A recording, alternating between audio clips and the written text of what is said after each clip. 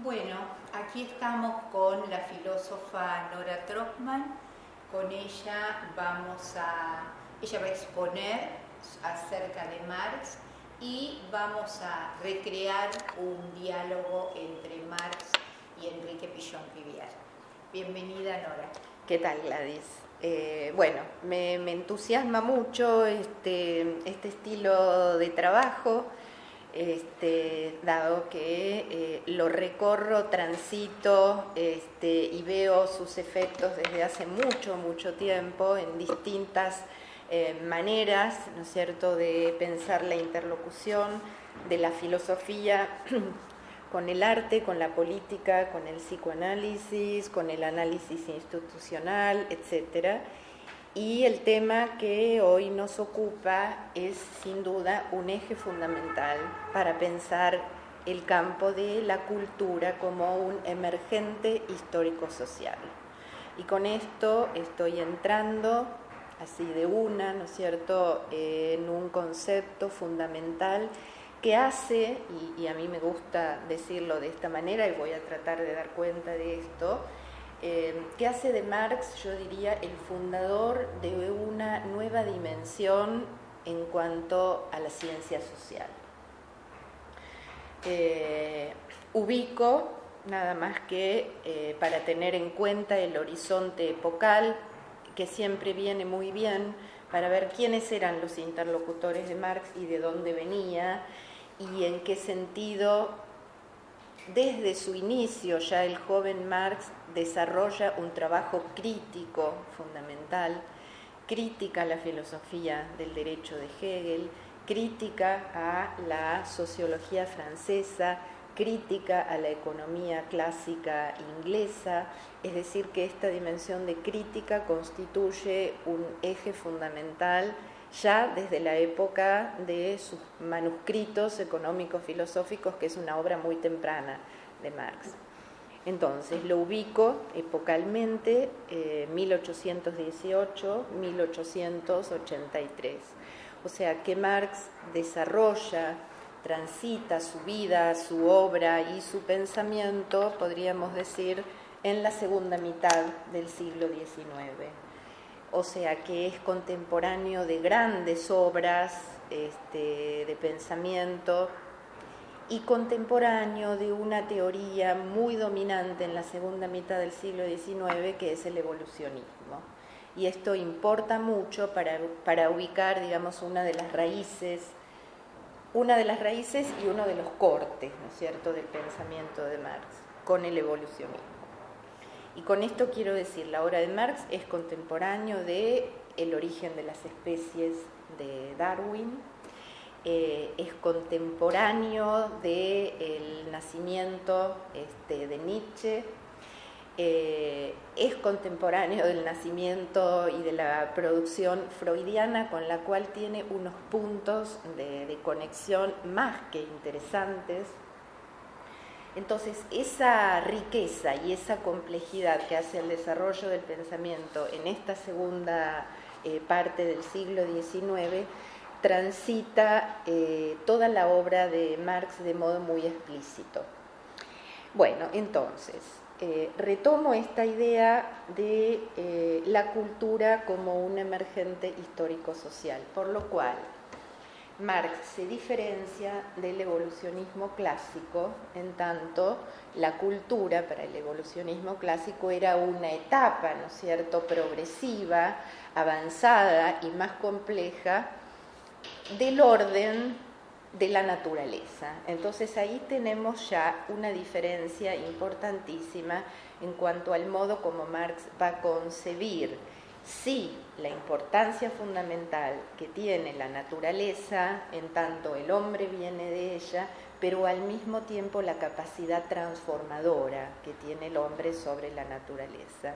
Y esta capacidad transformadora sobre la naturaleza y sobre la sociedad misma, porque es importante ya decirlo en este momento para poder seguir la secuencia del pensamiento en el cruce, ¿no es cierto?, con la teoría social.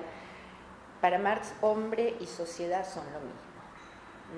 Y esto no es así de ninguna manera, ni para Hegel, ni para Comte, Saint-Simon y toda la sociología francesa, y mucho menos para la economía inglesa, fundamentalmente Adam Smith y David Ricardo, que son los dos grandes teóricos, ¿no es cierto?, de la economía inglesa en el siglo XIX.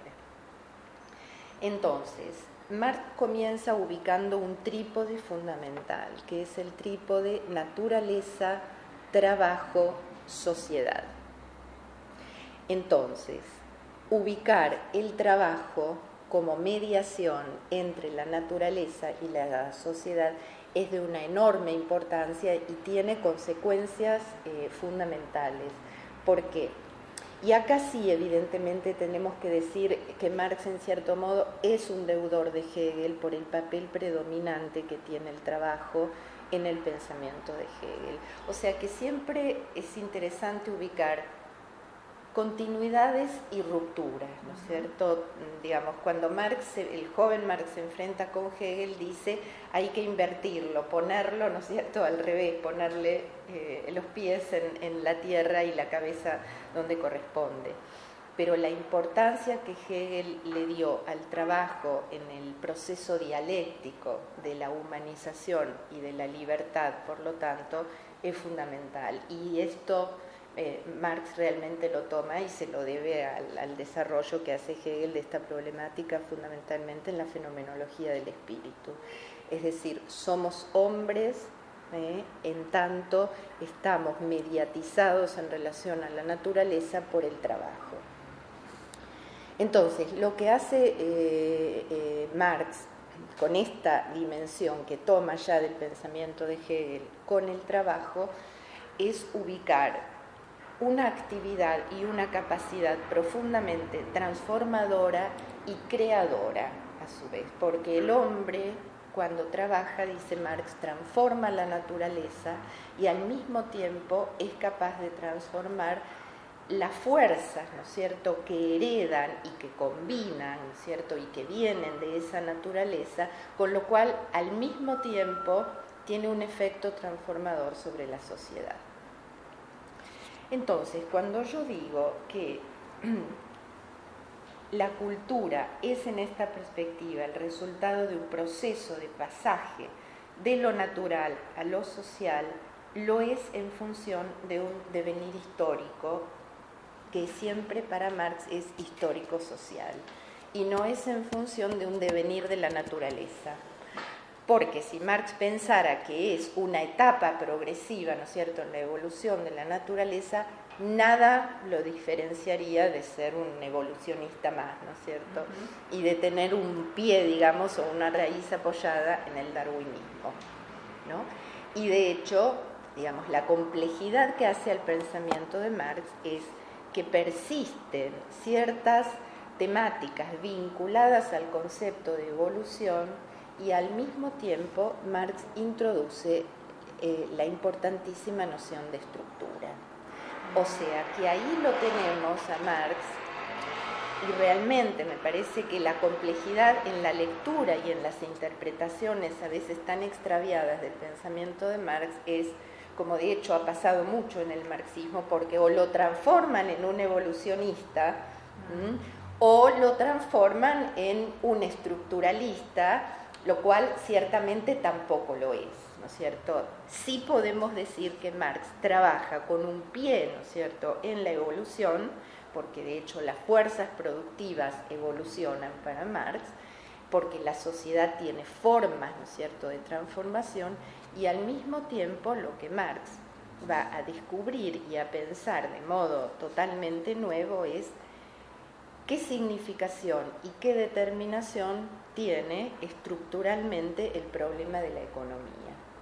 Y al mismo tiempo va a pensar la extracción de plusvalía como absolutamente típico, ¿no es cierto?, del modo de producción de la mercancía a nivel de la estructura. Es decir, la estructura de la plusvalía es, para Marx, la estructura que caracteriza, cuando Marx dice caracteriza, quiere decir que se puede pensar como generalidad, ¿no?, como una estructura de repetición, a este específico modo de producir que tiene la burguesía, que es el modo mercantil de producción. Entonces, tenemos evolución y tenemos estructura. Tenemos la concepción de un desarrollo y de una transformación de la cultura como un emergente creador y de transformación.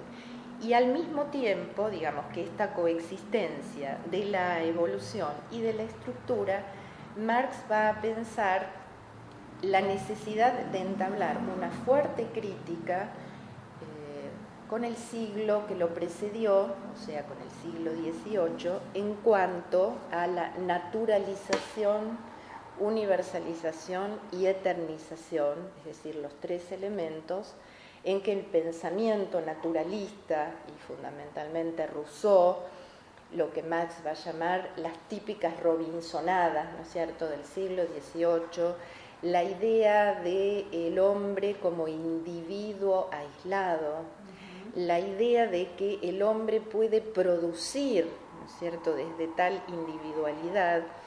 Entonces, una de las primeras críticas que aparece en la obra de Marx va a ser precisamente esta, a la idea del naturalismo de un hombre que puede vivir de modo aislado, como Robinson, ¿no es cierto?, en su isla, viviendo de la caza y de la pesca, fabricando, ¿no es cierto?, los instrumentos que necesita para satisfacer las necesidades de su vida, sin ninguna conexión, sin ningún contacto con nada más que con sí mismo, digamos, con su conciencia, sin advertir que en realidad tanto la conciencia como la historia ya implican, ¿no es cierto?, la dimensión de lo social. Sí, me resulta muy interesante cuántos conceptos marxistas John Rivière toma, pero al mismo tiempo también lo transforma debido al campo psicosocial que a él le interesa, ¿no? O sea, cómo él retraduce, por ejemplo, todo lo que es la dimensión de la crítica, la posibilidad de un análisis crítico de la realidad, de una lectura crítica de la realidad, él lo incorpora como criterio de salud subjetivo, ¿no? O sea, un sujeto situado, un sujeto en su contexto, llega a su máxima expresión de salud, digamos, cuando puede estar adaptado activamente, o sea, tiene conciencia de cuál es el contexto en el cual está, pero al mismo tiempo tiene una lectura crítica, digamos, de esa situación, ¿no? Me interesó mucho también la noción de estructura, ¿no? Él cuando piensa tanto el mundo interno como lo grupal, como lo organizacional, los ámbitos, digamos, sociales, él piensa siempre en términos de estructura estructurándose. O sea, para la capacidad transformadora, digamos, o la disponibilidad transformadora del sujeto, para él está en tolerar que su mundo interno como estructura, como modos de pensar, sentir y hacer, pueden desestructurarse en función de lo novedoso, de lo nuevo, pueden desestructurarse y reestructurarse, digamos. Acá él hace mucho hincapié en la espiral dialéctica hegeliana.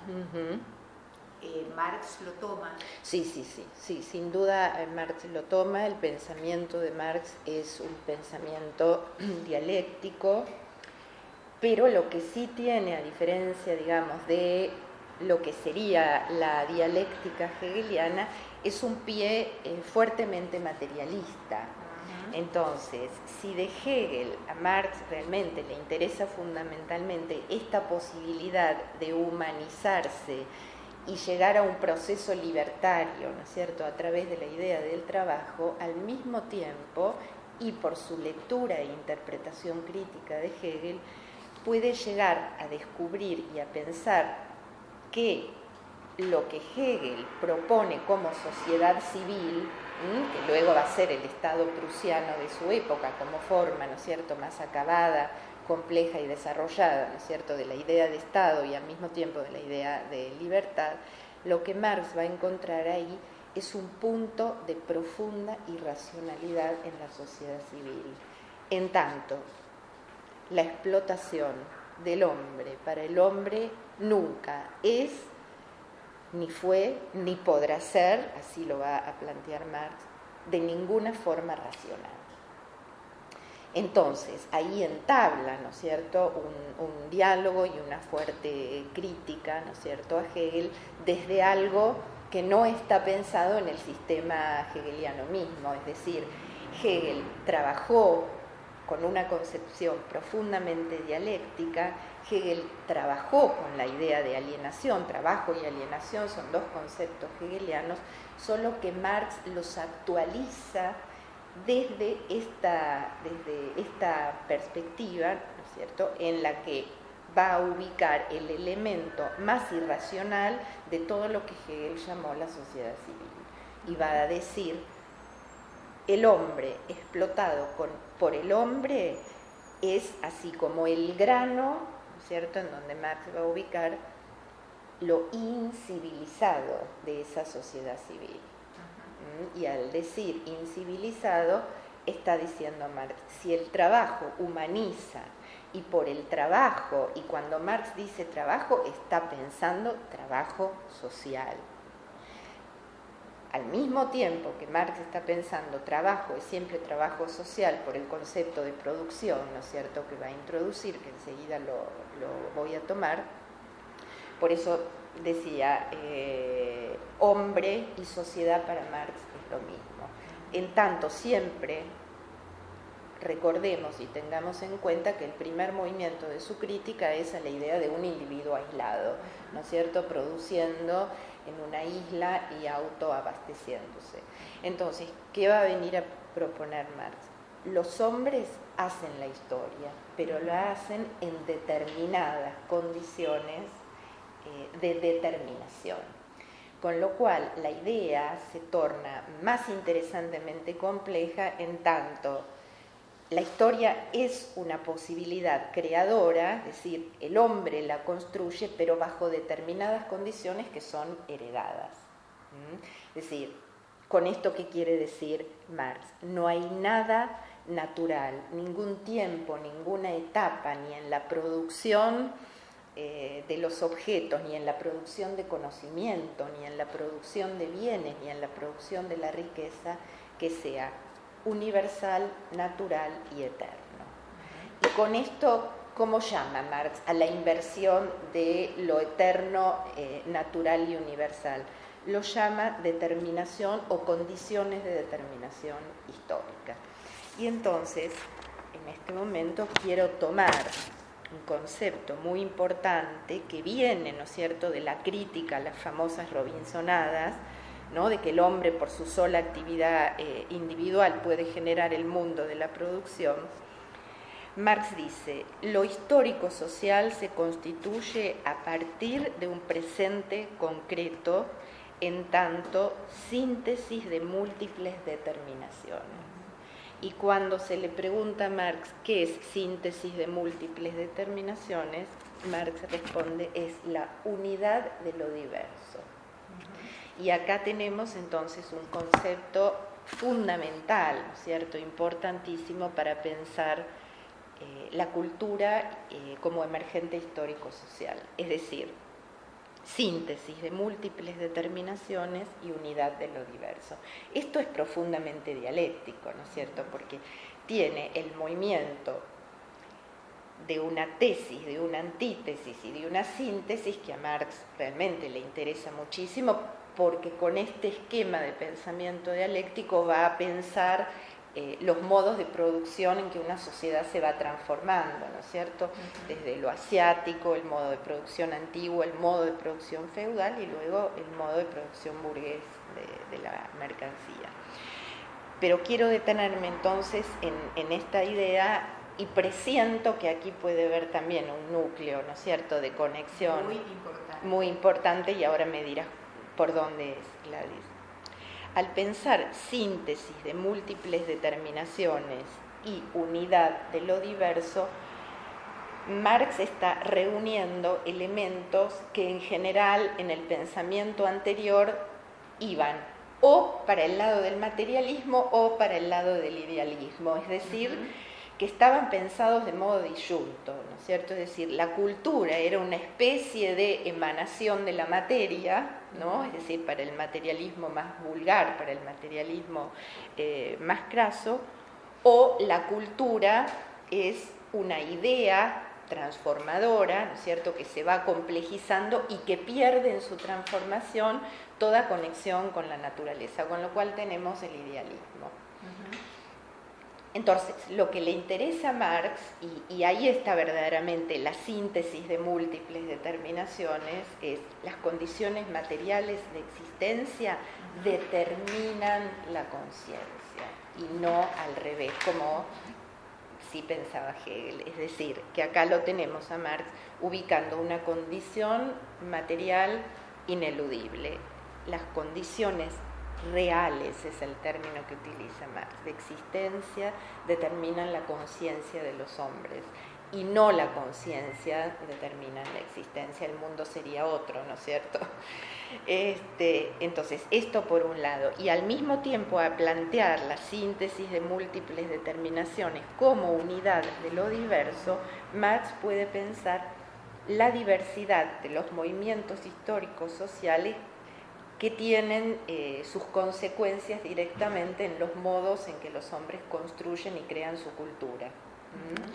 Entonces, la propuesta de Marx es una propuesta que reúne estos dos elementos y que dejan de ser en su pensamiento una disyunción, o las condiciones materiales o las condiciones de la conciencia. Entonces, condiciones reales, subrayo reales, esto es lo presente concreto. ¿Por qué? Porque si salimos de lo presente concreto, histórico, determinado, ¿no es cierto?, bajo ciertas condiciones, múltiples determinaciones, unidad de lo diverso, nos vamos a la abstracción y al universal. Y esto es algo de lo que Marx intenta, precisamente por la crítica al materialismo y al naturalismo, desprenderse. Porque la idea de Marx es que no hay ninguna formación histórica que sea eterna, universal y natural. Entonces, por eso te decía, presiento que por ahí... Sí, es muy interesante porque Pichon-Rivière también piensa al sujeto como unidad de lo diverso. Claro. O sea, por un lado, el sujeto aparece como un emergente de complejas tramas vinculares, o sea, su condición de sujeto social. Pichon-Rivière dice, el ser humano tiene la sociedad afuera y adentro. Claro. Su subjetividad, digamos, emerge de esa trama compleja, que para pensar lo psicosocial, él necesita distinguir intermediaciones entre la sociedad y la subjetividad. Por eso él va a hablar de ámbito grupal, que sería el grupo familiar, por ejemplo, o el grupo que contuvo al surgimiento de una subjetividad, ¿no? Que puede ser familia ampliada, puede ser familia adoptada, ¿no? Pero un grupo, cómo ese grupo está incluido en ciertos instituidos sociales o funciona como institución social, cómo forma parte de una comunidad particular, o sea, no toda la sociedad es homogénea, sino que contiene culturas particulares, digamos, dentro de una misma sociedad, y eso hace a esta subjetividad. Claro. Esta subjetividad va a desarrollar estructuras cognitivas, afectivas y de acción que vienen de los modelos vinculares que él sostuvo en estos ámbitos diversos, digamos. O sea, los ámbitos para él son, así como el vínculo es el gran intermediario en la construcción de la subjetividad, la trama vincular en la cual el sujeto está inmerso, los estilos vinculares, también los ámbitos son estas intermediaciones, que son diversos, o sea, un grupo no es igual a una institución no es igual a una comunidad, pero que están sobredeterminados e imbricados, ¿no? Entonces, Para Pichon también el sujeto es unidad de lo diverso. Él habla de grupo interno, habla de mundo interno, habla de ecología interna, ¿no? Habla de selva de vínculos en el inconsciente humano, ¿no? O sea, siempre es una complejidad singular, ¿no? Que está recortada en una singularidad. Claro. Claro, ahí también es claramente, digamos, pensar que la estructura es estructurante y no solamente estructurada, ¿no? Me parece que tiene un punto de conexión ahí que es bien interesante, sí. ¿No es cierto? Y que hace que, en el caso de Pichon, lo vincular, digamos, como estructura inherente, ¿no es cierto?, a la subjetividad humana, y que en el caso de Marx, en un sentido lo económico y en otro sentido su idea del trabajo, sean estructuras que admiten la historicidad. Exactamente. O sea, la transformación. Exactamente. Cosa que con el estructuralismo, ¿no es cierto?, del siglo posterior nos encontramos precisamente con un núcleo ahí problemático bastante complejo, ¿no es cierto? De la estructura invariante. Del invariante, exactamente, que da, digamos, ese carácter de lo inconsciente y de la repetición, ¿no es cierto?, que habita la lengua, que habita las relaciones del parentesco, para decir Saussure, Lévi-Strauss, los mitos, por supuesto. A mí el punto en donde me parece más interesante es en el pensamiento realmente, en el modo en que Lévi-Strauss piensa los mitos, cuando él dice los mitos no tienen sujeto, dialogan entre sí, ¿no es cierto? Pero también es cierto que la estructura del estructuralismo, y si después trabajamos con Lacan va a haber que darle, ¿no es cierto?, su lugar a esta cuestión, tiene el problema de cómo se junta con el acontecimiento, ¿no? Cómo se junta con lo histórico, cómo se junta con la idea de devenir. Entonces, quiero tomar ahora otra de las ideas así muy fuertes como para ir presentando los conceptos que yo puntué como realmente importantes, los ejes, la dimensión fundante de lo social, el concepto de producción que enlaza naturaleza, trabajo y sociedad, y el problema del fetichismo, ¿no? Del fetichismo de la mercancía. Y lo que a mí me interesa muchísimo pensar y que lo hemos intercambiado en los diversos cafés sobre esto, Gladys, los efectos en la subjetividad y en los vínculos.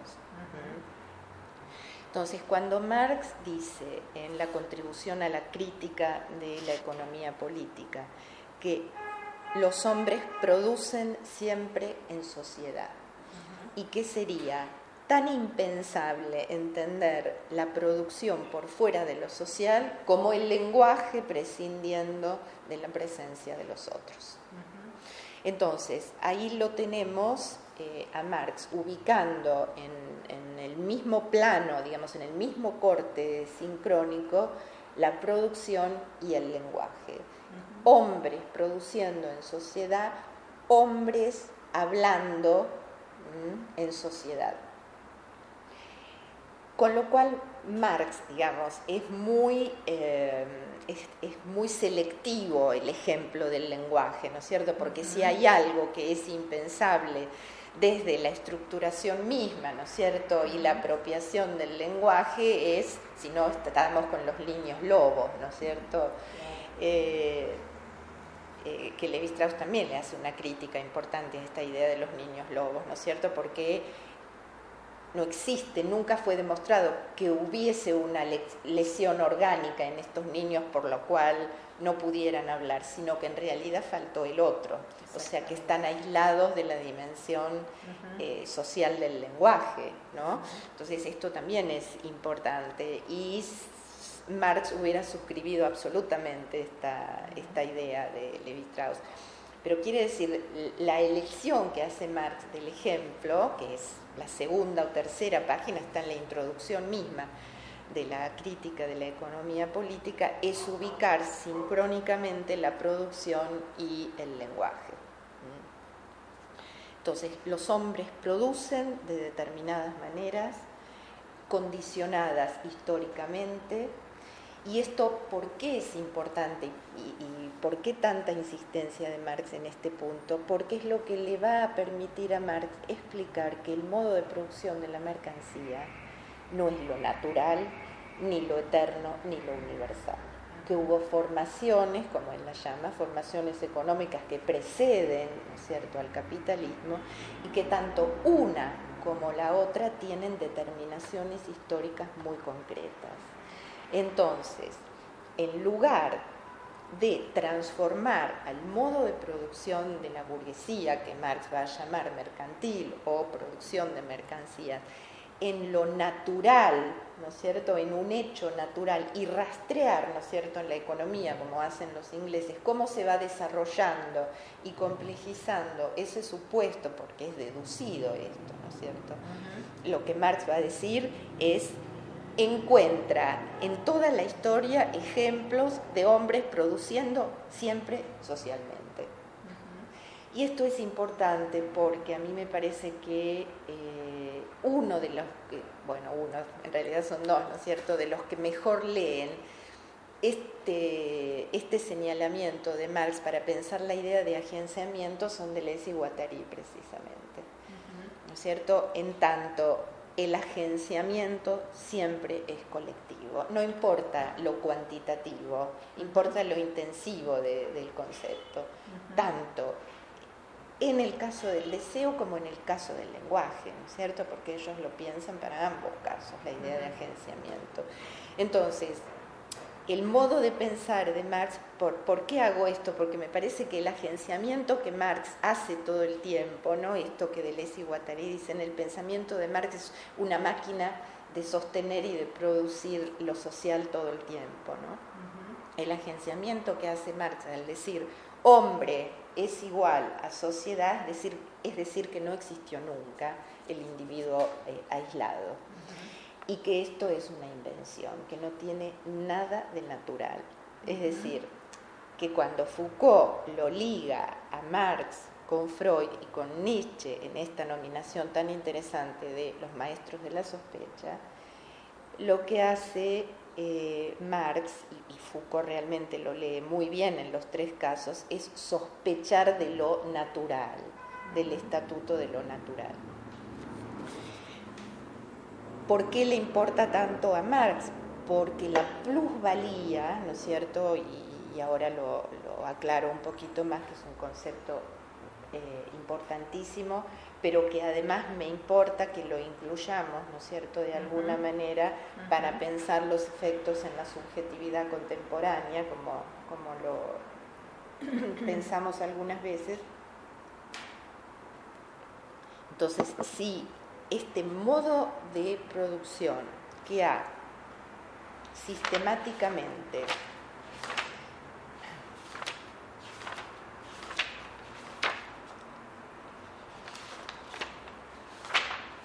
esta es una clase mía. ¿Cuáles son las consecuencias de la disolución, se pregunta Marx, de la sociedad feudal? Y ubica la ruptura de los vínculos que unen a los hombres con la tierra por la expropiación de los productores.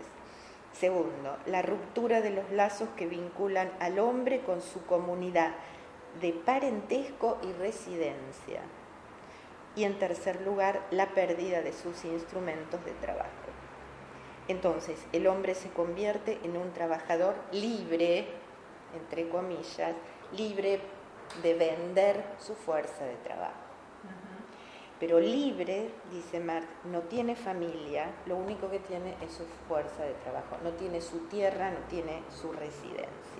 Entonces ahí tenemos una consecuencia, digamos, importantísima, que Marx la advierte muy tempranamente, ya en su primer manuscrito del 44, que es la idea del trabajo alienado.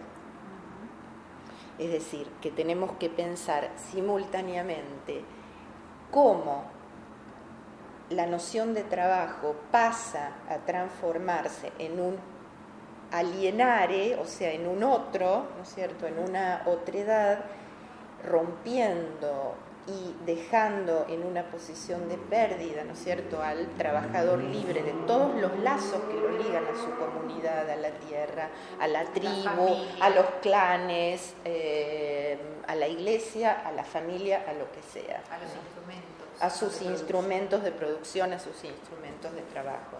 Entonces, la paradoja es, queda libre de todo eso para vender, para quedar desposeído y vender lo único que puede, digamos, vender para subsistir, que es su fuerza de trabajo, ¿no es cierto? Entonces, esta idea de un trabajo alienado es propia de este específico modo de producción que Marx va a llamar mercancía. No es común al modo de producción asiático o el modo de producción antiguo, feudal, ¿no es cierto? Feudal. Ni siquiera el feudal. Con el modo de producción feudal, ahí Marx empieza a leer que esta idea del individuo y de la propiedad y de la apropiación empieza, como dice Marx, ya a venir a pasos agigantados desde el feudalismo, ¿no es cierto?, en adelante. Se prepara, pero se consolida y adquiere, ¿no es cierto?, esta forma tan específica que es la producción de mercancía, con la existencia de la burguesía, ¿no? Es decir, que toma un carácter específico ahí. A ver, ¿por qué me importa tanto marcar la crítica, digamos, al naturalismo, a la eternización de las relaciones de producción y a la universalización? Porque es consecuente con esta idea de la síntesis de múltiples determinaciones, porque esas síntesis de múltiples determinaciones son siempre particulares, son reales y son concretas, lo cual todo esto en Marx quiere decir es histórico, no es de la naturaleza. Entonces, a mí me parece que la idea de no naturalizar, que también significa no tomemos por dado que esto es lo normal que suceda. Lo normal no es que el trabajo devenga trabajo alienado. Lo normal no es que los vínculos entre los hombres tomen la forma de las relaciones entre cosas, y con esto ya estoy hablando de mercancías. Lo normal no es que el hombre quede privado, ¿no es cierto?, de sus instrumentos de trabajo, de su tribu, de su clan, de sus hijos, de sus relaciones de parentesco. Esto no es nada natural. Por lo tanto, es una invención humana. Y ahí lo tenemos a Nietzsche muy cerca de esta idea. Los hombres inventaron el conocimiento, pusieron a la razón en el centro. Entonces, esta idea de condicionado históricamente, pero a partir de un real, ¿no es cierto?, concreto, histórico, quiere decir, no estamos pensando nunca situaciones abstractas, estamos pensando una sociedad en un tiempo y en un espacio localizado. La insistencia, estos días que yo estaba revisando tanto el manifiesto comunista como el fetichismo de la mercancía, Marx no deja de subrayar todo el tiempo la idea de que él estudia una formación particular, que es el modo de producción de la mercancía, en un lugar concreto, que es el noreste europeo, o sea, en Inglaterra. Ni siquiera, porque realmente no está haciendo Marx el pronóstico de esto, que esto vaya a pasar en China, en Rusia o en cualquier otro lugar. Entonces, me parece, y aquí ya como para ir entrando en uno de los últimos elementos importantes, que sería este modo, digamos, de producción de mercancías en la producción social de la burguesía, tiene efectos muy fuertes en la constitución vincular, en todo el sistema de constitución del parentesco, de la familia y de los vínculos a distintos niveles, ¿no es cierto? Ahora, antes, Nora, me interesaría pensar en relación a la producción la importancia que le da Enrique Pichon-Rivière al concepto de tarea, ¿no? O sea, cómo Pichon-Rivière, cuando piensa el grupo creativo, piensa por un lado en un grupo abierto en el sentido de que se incorpora información, se incorporan interrogantes, ¿no? O sea, la estructura formativa, por ejemplo, del psicólogo social, donde hay una clase, ¿no?, que desencadena ciertos pensamientos, despierta ciertos saberes, ciertos interrogantes, etc. Luego, en el grupo operativo, aparecen centrados en una tarea, ¿no?, que es, me parece, la idea de la producción, ¿no? Esa tarea como tarea creadora, como tarea que permite el interrogante, que permite el debate, que permite nuevas conexiones, nuevos nexos, digamos, con otros saberes, otros autores, situaciones sociales, situaciones de la vida cotidiana y de la experiencia de la práctica social cotidiana de los mismos alumnos también, ¿no?, como interrogantes acerca del contexto. Pensaba cuánto tiene de esto, ¿no?, de la importancia de la producción en Marx, y sobre todo porque rompe con la idea del aprendizaje tradicional, ¿no? O sea, en el grupo operativo no hay amo, no hay líder. Nadie tiene la propiedad de los medios de producción. Los medios de producción circulan y son sociales. Exactamente. Son vinculares. Exactamente. Entonces, cada uno se apropia además libremente y al propio estilo de eso que se produjo.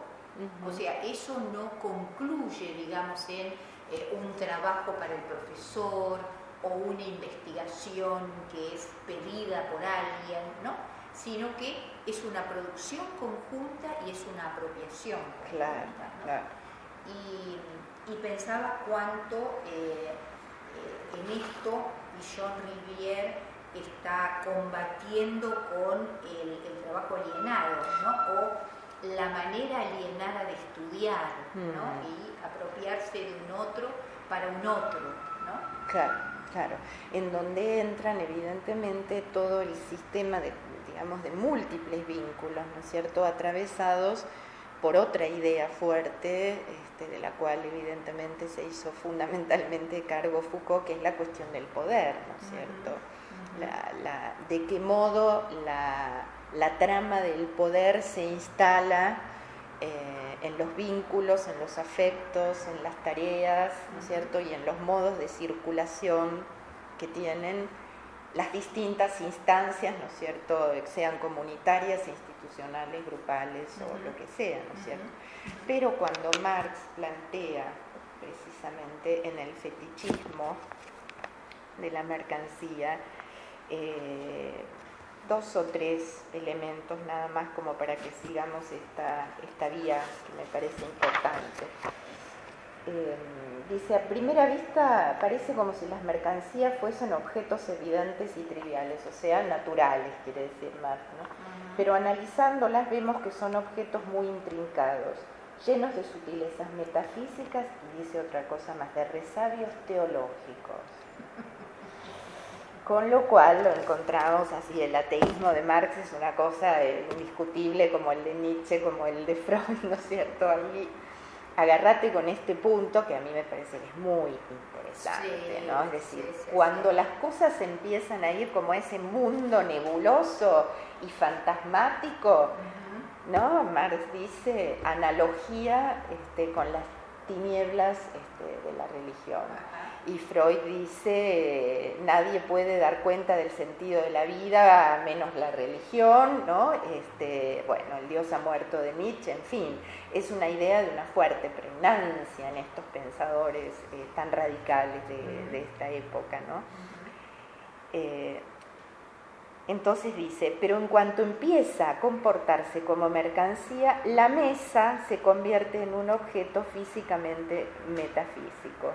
No solo se incorpora sobre sus patas encima del suelo, sino que se pone de cabeza frente a todas las demás mercancías y de su cabeza de madera empiezan a salir antojos mucho más peregrinos y extraños que si de pronto la mesa rompiese a bailar por su propio impulso. Es decir, el ejemplo es muy interesante porque ahí Marx está diciendo, ya el hombre queda ajeno, ¿no es cierto? La mesa toma un carácter metafísico, físicamente metafísico, ¿no es cierto? Y empieza a tener una propiedad que antes no tenía. Entonces ahí ya está ubicando algo de este carácter de la mercancía que no es nada natural. Y después el otro punto, que a mí me parece fundamental, es este. Lo estoy citando, ¿no? El carácter misterioso de la forma mercancía estriba, por lo tanto, pura y simplemente en que proyecta ante los hombres el carácter social del trabajo de estos como si fuese un carácter material de los propios productos de su trabajo.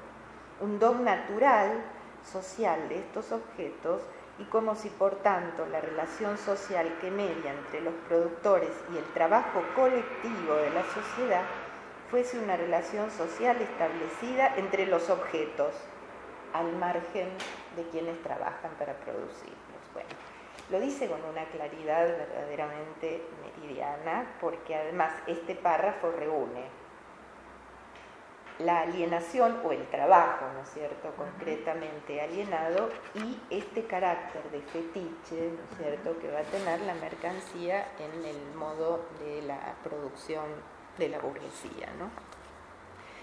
Entonces, hacer abstracción, ¿no es cierto?, de la particularidad de ese real concreto, ¿no es cierto?, que tiene cada mercancía en su valor de uso, concepto importante, ¿no es cierto?, sí, propio de la mercancía, valor de uso, valor de cambio. ¿Por qué también es importante? Porque prácticamente en el modo de producción de la mercancía, las mercancías pierden, ¿no es cierto?, su valor de uso y pasan, ¿no es cierto?, a formar parte de lo que Marx llama un trabajo abstracto, en donde todas se intercambian, entonces a partir únicamente de su valor de cambio. Y Marx dice, esto en ningún otro modo de producción histórica aconteció. Esto no tuvo lugar más que en este momento. Con lo cual está diciendo otra vez, no es nada natural, ni universal, ni eterno. Esto sucede aquí, en esta formación real y concreta, que es la producción de mercancías, ¿no es cierto? Entonces, si nosotros pensamos como última idea, ¿no es cierto?, a ver cómo podemos enlazar esto con la cuestión de los vínculos. Que el dinero, ¿no es cierto?, pasa a ser el equivalente general de todas las mercancías. Todas las mercancías pierden su carácter concreto y real, ¿no es cierto?, y pasan a ser representadas, ¿no es cierto?, en una serie, y el dinero nombra, ¿no es cierto?, esto es importante, es el significante, Marx lo llama equivalente general, pero pasa a nombrar la forma mercancía en general. Entonces, los hombres cambian mercancías en el mercado. Los hombres, quiero ubicarlo con estas características que me parecen importantes como leyes propias, ¿no es cierto?, de la mercancía. ¿Qué es lo que produce? La concentración de la ganancia, la autonomía del mercado, como si el mercado realmente fuese una abstracción que existe por sí mismo, como si hubiera una idea, ¿no es cierto?, de mercado, la ganancia bajo la forma de extracción de la plusvalía y este punto me parece importantísimo, la riqueza concentrada y la pobreza concentrada. ¿No? Con lo cual acá Marx está ubicando algo realmente de el proyecto, ¿no es cierto?, de globalización del capitalismo a escala mundial, ¿no?, verdaderamente. Entonces, bueno, ¿qué hacemos a la hora de pensar cómo esto determina, para pensarlo realmente en cercanía con Marx y también con Pichon-Rivière, cómo esto determina como condición histórica concreta la subjetividad, ¿no es cierto?, de un tiempo, de una época, y cómo marca, ¿no es cierto?, como síntesis de múltiples determinaciones, los vínculos. Sí, para Pichon-Rivière un antídoto, digamos, de la alienación y de una ideología que opere como creencia religiosa, digamos, una ideología que no se pone en cuestión, una cosmovisión, digamos, claro, que se pone en cuestión. El antídoto contra esta alienación sería la posibilidad de un pensamiento contextuado, o sea, alguien que pueda pensarse en situación. Uh-huh. Sí. Y en una relación mutuamente transformante con su mundo, con su mente, claro, ¿no? Que sus deseos, sus proyectos apunten a la transformación de ese contexto en función de lograr la realización, digamos, de ese proyecto, de ese deseo, pero que a su vez esto inevitablemente lo va a transformar, ¿no? O sea que va a ser un proceso de mutuas desestructuraciones y reestructuraciones históricas, ¿no? Claro. Y que esto además para él es sinónimo de salud. Sí. Una salud conflictiva, una salud siempre contradictoria, claro, una salud en un equilibrio inestable, digamos. Paradojal, ¿no es cierto? Paradojal, pero vital, claro, ¿no? Si esto se estancara, empezaría un deterioro, empezaría un empobrecimiento. Sí, ¿no? Sí. Ahora, yo creo que Marx en el fondo pensaba que, no, porque yo reviso, la verdad que es increíble, es un texto al que yo vuelvo y me emociona mucho leerlo, porque además Marx trabajaba de periodista en la Gaceta Renana, escribía en muchos diarios alemanes, o sea, es un gran escritor, era un gran escritor. Y yo tomo el Manifiesto, ¿no es cierto?, que es una obra fundamental para pensar el mundo, ¿no? Y cuando Marx dice, proletarios del mundo unidos, ¿no? Es esta idea de, él les está hablando con un cierto énfasis, ¿no es cierto?, puesto en este término, en esta palabra, unidos. No es por el lado de lo de cada quien, sino es en la unión y es en la concentración y en la suma de las fuerzas y de las potencias, para decirlo un poco espinocianamente. Hay muchos elementos espinocianos también en el pensamiento de Marx, en el modo de pensar lo colectivo, la potencia, lo que suma, lo que agrega, la relación entre lo afectivo y lo cognoscitivo, ¿no? Todo esto tiene una fuerte raíz espinociana. Pero creo que realmente Marx pensaba que esto es posible, ¿no es cierto?, que este modo de producción alienada de la mercancía es posible de ser transformada. Y que, si bien es cierto que la idea de Marx, ¿no es cierto?, respecto de la historia, quizá es un cierto punto de cierre en el pensamiento de Marx, o una cierta dimensión teleológica, ¿no es cierto?, cuando Marx dice la historia es la historia de la lucha de clases, ¿no es cierto?, está pensando una cierta orientación o una cierta teleología, pero al mismo tiempo, si somos capaces de leerla junto a esta idea de uníos, proletarios del mundo, entonces me parece que tiene otro matiz, ¿no es cierto? Por eso, como decía al comienzo, me parece que Marx funda la posibilidad de pensar realmente una teoría social, una ciencia social, desde un lugar totalmente inédito, ¿no es cierto?, respecto de lo que hubo hasta ese momento. Y que nos permite también leer, ¿no es cierto?, a precup o retroactivamente las incidencias que, digamos, a mí no me gusta pensar la historia nunca en términos de triunfos o de fracasos. Creo que siempre hay un poco y un poco, que las cosas no son tan puras, ¿no es cierto?, que siempre se mezclan más, y que ahí está lo interesante. También lo complejo, porque nos obliga a ensanchar nuestra lectura y no pasar como máquinas topadoras, ¿no es cierto?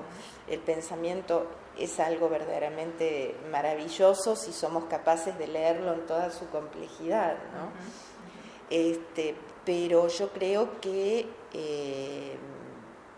la visualización, digamos, o la vigencia que hoy tiene para nosotros el pensamiento de Marx es poder pensar la incidencia que este modo de producción mercantil ha tenido y sigue teniendo sobre el lazo social, ¿no? Por eso yo... como un poder de alienación. Exactamente, y de distorsión, de distorsión de lo que es, de lo que son los lazos, ¿no es cierto?, que ligan a los hombres en otras formaciones histórico-sociales que no son la mercantilización. Entonces, lo que sí podríamos pensar son los efectos realmente en los vínculos o en los lazos sociales de este modo de producción de la mercancía, ¿no? Sí, pensaba en Pichon Rivière, piensa, digamos, la importancia de lo formal, ¿no? Como si en el estilo, si en la estructura, digamos, o en los lazos sociales empieza a ser muy, muy importante y fundamental el aspecto de lo formal, el aspecto del ritual, ¿no? Esto es indicio de alienación, ¿no? Como que él pone... ¿Qué sería lo formal? Lo formal sería, por ejemplo, a cómo vestís, a cómo saludás, a cómo recibís, a esos rituales, digamos, de encuentro, pero que muy formalizados, ¿no? Y que él lo adjudica más a las clases altas, digamos, ¿no? Como que las clases altas son como muy formales o tienen un cuidado de lo formal, ¿no? En la estética de la casa, en la estética del auto, en la estética de la vestimenta, ¿no? Y que eso da cuenta de la alienación, digamos, y de un cambio que en realidad es conservador, ¿no? De un aparente cambio. Me impacta mucho esto que decís, que quiero incluir este pequeño párrafo que es grandioso. Mira cómo lo dice en el primer manuscrito Marx, que es sobre el trabajo alienado, ¿no? Dice, la economía política oculta la alienación presente en la esencia del trabajo por el hecho de no considerar la relación inmediata entre el trabajador, el trabajo y la producción. El trabajo produce obras maravillosas para los ricos, pero produce desposeimiento para el trabajador. Produce palacios, pero cavernas para el trabajador. Produce belleza, mira lo que decía, pero deformidad para el trabajador. Suprime trabajo introduciendo máquinas, pero hace retroceder a una parte de los trabajadores a la barbarie, en tanto convierte a la otra parte en máquina. Produce espíritu, pero produce estupidez y cretinismo para el trabajador. Está clarísimo de quién está hablando, ¿no? Sí. Y de precisamente la profunda, irracional e insostenible desigualdad, ¿no es cierto?, que habita este modo de producción, de esta instancia del capitalismo tan avanzado y tan salvaje, porque hay que decirlo, yo no creo que Marx haya pensado que el capitalismo iba a llegar a donde hoy llegó. Creo que esta es una vuelta más que no está en el pensamiento. Sí, como que ha ido ganando en perversidad. Exactamente, ¿no? en distorsión. En distorsión, en la industria armamentista, sí, ¿no? sí. El poder que eso otorga. Sí. Y en lo que sí está muy, muy bien planteado y advertido por Marx es tanto la concentración de la riqueza como de la pobreza, pero a una escala que era imposible, ¿no es cierto?, visualizar en el tiempo. Seguro. Es decir, Marx vivió en el tiempo de las huelgas y de las y del luchas. capitalismo productivo. Exactamente. Claro, no del capitalismo que produce plusvalía, sino el que produce crecimiento, ¿no? Marx admiró mucho, el manifiesto es un reconocimiento de todo lo que el capitalismo ha tenido de valioso, ¿viste? Así es. Cuando yo lo volví a leer mientras estaba revisando textos para hoy, decía, realmente hay un reconocimiento desde el lado de la fecundidad, ¿no es cierto?, que ha tenido. Pero por eso decía recién, ¿no? Y de la creación de recursos, ¿no? Sí. Dedicados a la explotación, muchos de ellos, ¿no? Ese rico en sí mismo. Sí, ese es el punto. El tema es el extravío, el deterioro, la perversión, ¿no? Creo que la perversión es una nominación muy fuerte y muy adecuada para pensar hasta dónde hasta dónde pueden leerse los efectos del modo de producción de la mercancía, ¿no? Y bueno, y la otra pata que puede quedar para algún otro momento es ver la relación mercancía-estructuras de poder o la problemática del poder planteada desde Foucault. Porque Foucault parte de acá también, ¿no? Claro. Es decir, lo que le agrega Foucault en todo caso es la explotación de los cuerpos en la infraestructura económica, ¿no es cierto?, que Marx piensa de modo realmente infraestructural. Foucault dice, bueno, a esta infraestructura hay que agregarle las relaciones de poder que penetran la materialidad de los cuerpos. Entonces ahí lo tenemos a Foucault pensando con y yendo más allá, ¿no es cierto? Toda la problemática de los cuerpos en su materialidad alienados por las relaciones de poder, ¿no? Él dice, muchas veces, dice Foucault, es sorprendente que hay una manera velada, digamos, en Marx de referirse a esta problemática, pero no lo plantea con la luminosidad con que lo plantea Foucault, ¿no es cierto? Porque de hecho la explotación está hablando de los cuerpos, ¿no es cierto? Así es. Bueno, te agradecemos muchísimo. Bueno. Nora. Ha sido muy interesante y bueno, tendremos una próxima seguramente de diálogo. Así espero. Bueno.